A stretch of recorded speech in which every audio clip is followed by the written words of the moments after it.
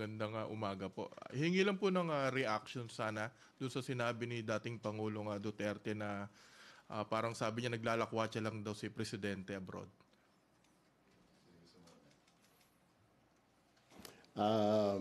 Well, kung titignan ho natin, iba-iba ho yung strategy ng bawat administrasyon. Papansin ho natin, GMA, sinasabi din na maraming mga biyahe. Si ERAP, well, dahil short-lived lang yung kanyang term. Si Pangulong Duterte, hindi masyado, ilang bansa lang. Well, knowing naman kasi kaya hindi siya makabiyahe dahil maraming not welcome siya sa Europe, di ba? We all know that, di ba? And even sa United States. So limited yung travel ng Pangulong Duterte sa Asia, China, Japan, at yung mga kaibigan, Russia. Kaya limited ang biyahe ng Pangulo. Actually, kung titingnan ho natin, we in the media know, we know about it. Ano po bang ginagawa ng Pangulo? I mean, Pangulo goes out of the country to get investments, to secure investments. Siguro, yung mga kasamahan ho ninyo na kasama ng Malacanang sa mga travel, you can ask them, ano ba ginagawa ng Pangulo doon? Fidel B. Ramos, same thing, ganoon din. Si Cory, hindi masyado, not much. Then you have Fidel B. Ramos, na biyahe din.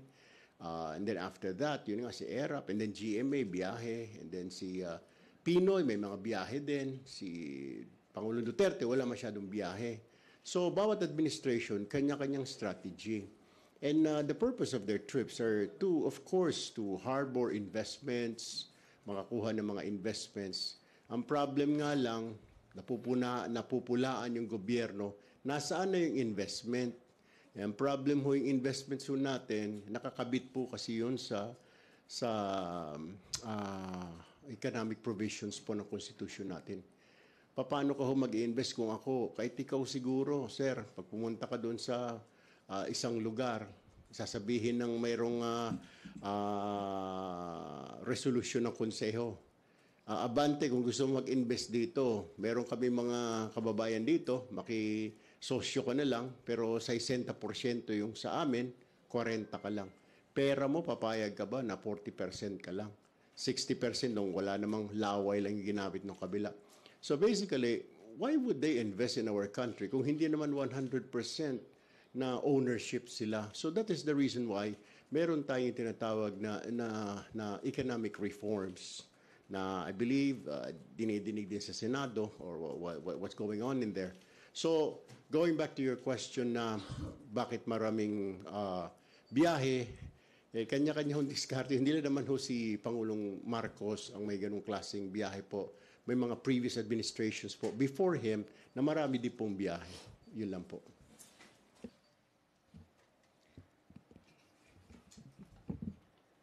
Pasyal nga ba? Globalization is actually the key in every leader who would like to manage his country.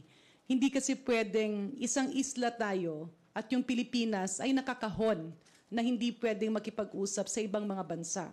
Alam nyo rin po yun, iba yung pagkikipag-usap na virtual lang or telepono lang kesa na face-to-face. Kaakibat kasi nung biyahe ay ang pag-uusap ng harap-harapan kung saan nagkakaroon ng official discussions. Kung ikaw ay isang negosyante at pumasok ka sa isang bansa, syempre pwede kang, sabihin na natin, pwede kang mabudol. Kasi ba hindi mo alam kung official ba o tama ba yung kausap mo. So the opportunity of government officials going to one country, discussing it with bilateral government institutions, dun mo makikita na nabibigyan ng guide yung mga gustong pumasok sa Pilipinas at yung mga Pilipino naman naghahanap ng possible collaboration with other countries. Alam nyo, madali kasing magbintang at mahirap na palaging sumasagot yung nakasabak sa trabaho. Let's put the situation na dalawang parte. Itong isa, syempre, walang ginagawa. Itong isa naman, napaka-busy kasi incumbent ka, ikot ng ikot ka, meeting right and left, lahat ng problema, sasagutin mo.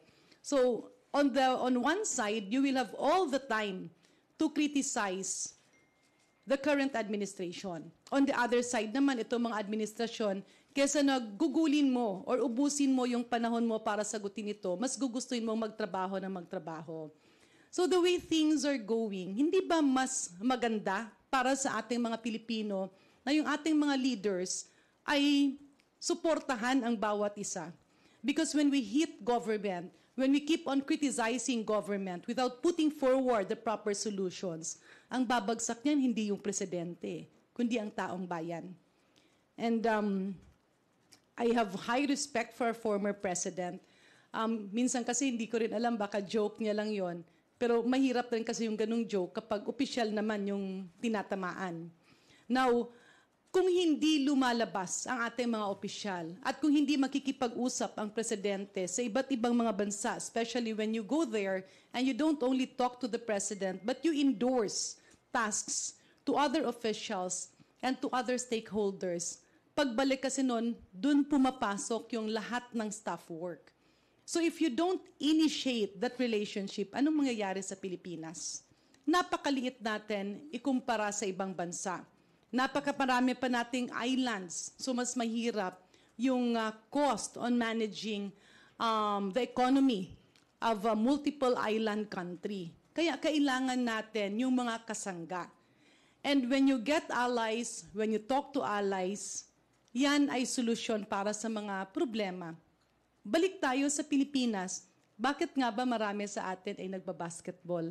Di ba kapag nagbabasketball, gusto natin nagbabasketball yung ating mga anak na lalaki dahil nagkakaroon sila ng mga kaibigan at yung mga kaibigan na yon ay nakakausap nila for possible networking.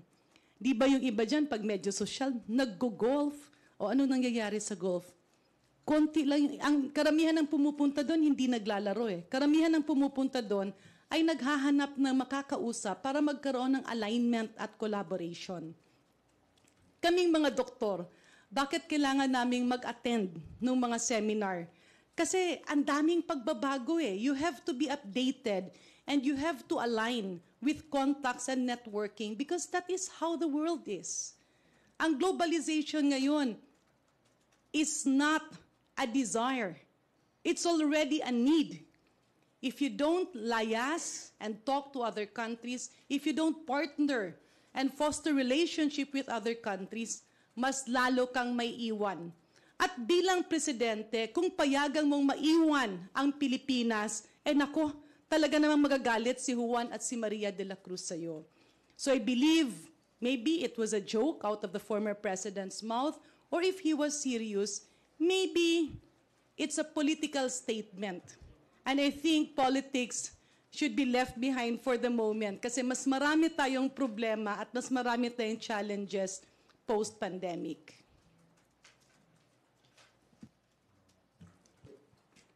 Gusto ko pong dagdagan yung nabanggit po ng mga kasama natin si Kong Erwin and Kong Janet. Tama po si Kong Erwin dyan.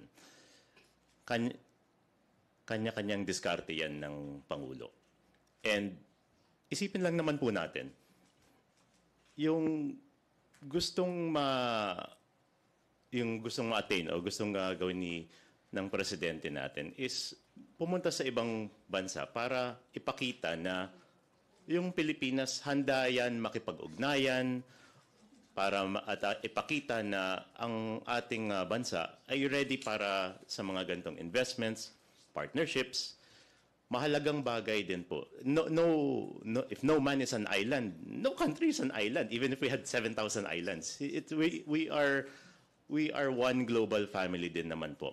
Na kailangan natin ng respectful discussion, respectful transactions.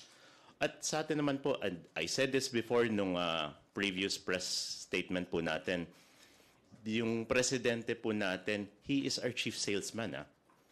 Sa kanya, he is the face of the country. And dapat ipamukha niya na we are a country that is ready to go and coordinate yung makipag-ugnayan po sa ating mga karating na bansa, even as far as Germany.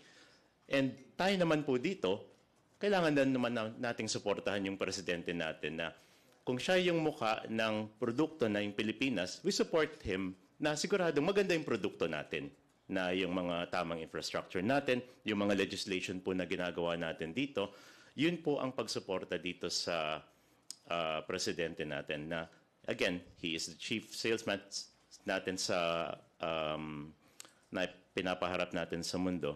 And tingnan po natin, no?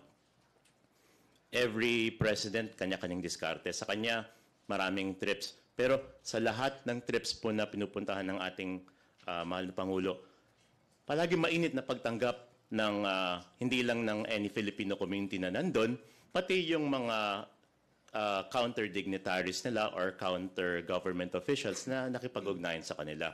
Yung pagpumunta sila doon, palagi nakangiti, palaging maganda, firm yung handshake. Hindi yung mga tipong pagpumunta doon, iitsipwera na lang, yung parang hindi pinapansin. Tayo pinapansin na po ngayon. Kasi pinapakita niya na we are ready to face the world now with full dignity and with full respect din for all of our other brother countries, sister countries po sa mundo. Yun lang po.